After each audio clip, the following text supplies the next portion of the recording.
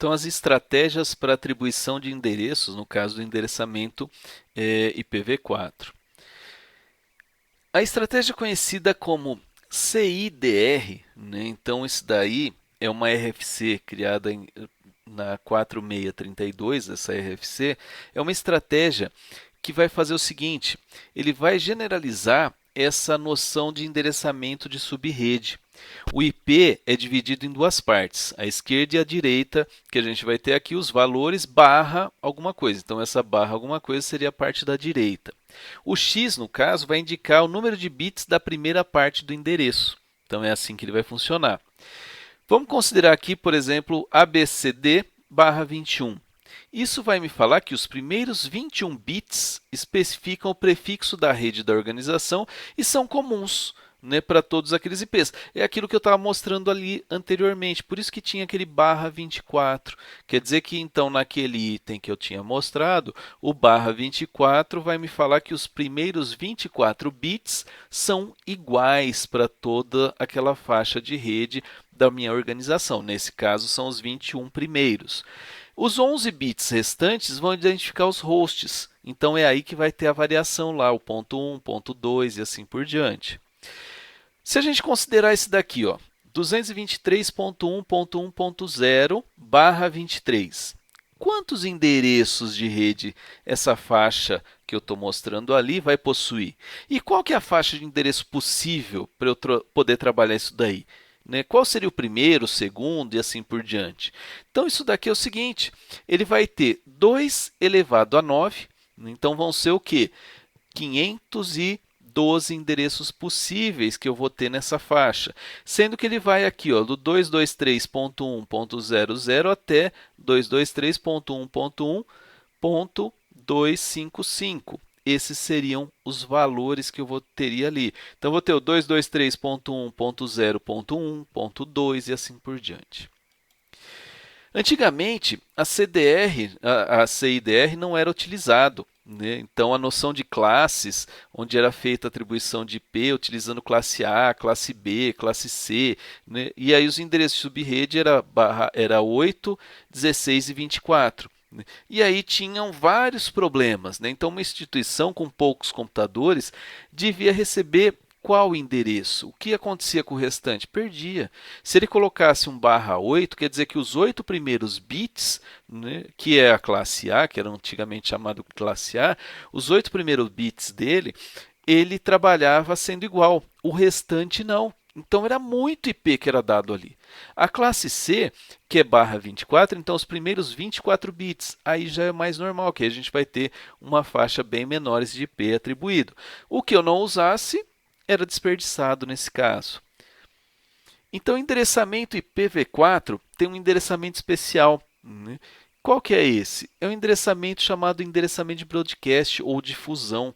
É esse cara aqui, ó, 255.255.255.255. Quando um hospedeiro emite um datagrama com esse endereço de destino, a mensagem entrega a todos os hospedeiros da mesma subrede. Aí o pessoal pensou nessa técnica, que é muito usada, né, para poder fazer a comunicação entre os hosts e coisas assim. Se é broadcast, se eu mandar, por exemplo, existia um negócio chamado ping da morte, que eu mandava, né, um ping, eu poderia mandar um ping para broadcast, e aí que ele fazia? A hora que ele caía em broadcast, todo mundo mandava ping. Aí, a hora que chegava na máquina, a máquina respondia àquela solicitação de ping com outro ping, que mandava para broadcast, porque foi broadcast que pediu. Então, ele começava a inundar, né, até que gerava um ponto onde a sua rede estava totalmente parada.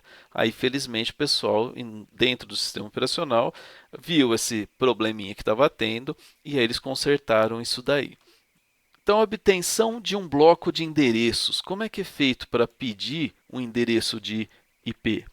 Então, para obter um bloco de endereço IP, para utilizar dentro de uma subrede de uma organização, né, então eu posso fazer o quê? Contatar o meu ISP, meu provedor de internet, e falar, olha, eu preciso do endereço de blocos, né, que normalmente o ISP tem, e aí ele vai fornecer IP que a gente chama, eu precisava de um IP fixo. né? Então é isso que a gente está falando.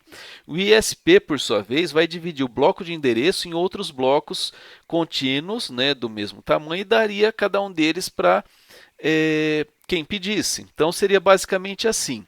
Aqui a gente tem, né, o bloco do ISP 200.23.16.0/20.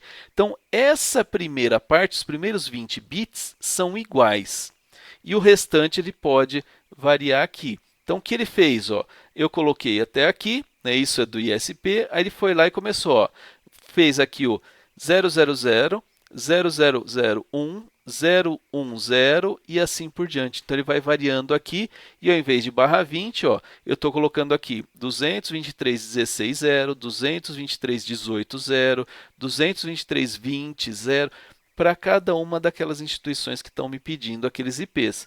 Pode ser menor? Pode. Isso vai depender do caso de que for solicitado. Mas quem vai gerenciar essa entrega aí seria esse provedor de serviço que a gente teria o contato direto ali, a nossa conexão. Mas como é que é feita uma atribuição de endereços? Então, a gente viu lá, né, que aquele endereço que a gente tinha, né, do CIDR, onde eu tenho 192.168.00/22. Né? Como é que ele vai atribuir esse valor aí para a gente? Então, ele vai ter o quê? Seria 1024 endereços, onde eu tenho 192.168.0 até 192.168.3.255. Né? Então, é isso que ele vai fazer de atribuição para a gente. O que eu queria que vocês dessem uma olhada para a próxima aula é o seguinte: existe uma ferramenta chamada Ruiz. Tá? Isso daqui, você tem sites na internet que fazem isso, dá uma procuradinha lá. E aí você vai pegar, eu quero que você me mostre, né, o que é, né, ou melhor, quanto de endereço cada uma desses lugares tem. Por exemplo, o bloco de endereços destinado à UFO, USP e Unicamp, né, que são 3 grandes universidades aí, e aí você vai ver que são blocos de endereços diferentes. Então, de acordo com os resultados encontrados, mostre quantos endereços para hosts cada instituição pode acomodar. Então, você vai ver lá que vai ter lá um IP barra alguma coisa. Eu quero saber quantos IPs ele pode ter, né? De quantos lá, é 1000, é 600, é 500, quantos? E aí eu queria saber, é suficiente? Né? Outra coisa, um outro exercício seria o quê? Suponha que você é um gerente de uma rede de uma empresa e precisa solicitar lá que NIC um bloco de endereços para acomodar 2.000 máquinas. Eu quero que usando a notação CIDR, você me fale um exemplo de um bloco que poderia ser solicitado. Então você vai me falar lá, eu quero o bloco de IP tal, tal, tal, barra tanto, porque eu preciso colocar 2.000 máquinas. Tá? Então, Thiago, eu vou pôr lá /8. Não, não quero que exploda e também não quero que sobre demais e não pode faltar. Tá? Mas sobrar vai? Provavelmente vai, só que eu quero que sobre o mínimo possível. Qual que seria esse bloco? Né? Me dá esse exemplo de bloco aí do que você acabou montando aí para a próxima aula.